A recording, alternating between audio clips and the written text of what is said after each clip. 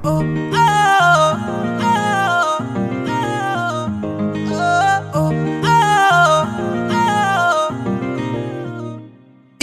Heal दे नाल मैं कट्टिया एक साल वे, मैनू कदे तां लै जिया कर तू शॉपिंग माल वे। मेरे नाल दियां सब पार्लर सजदियां रहंदियां, हाय हाईलाइट करा दे मेरे काले वाल